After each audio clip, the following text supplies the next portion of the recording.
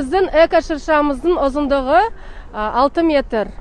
Біздің идеямыз эко шырша құрақ көрпе ретінде істелінген, 4 бұрыштен 20-20 сантиметрден құралған. Ол шараға, біздің жаңағы әлеуметтік шарамызға 200-ден астам адам қатысты. Оның ішінде кішкентай балалары бар, әжелеріміз бар, аталарымыз бар.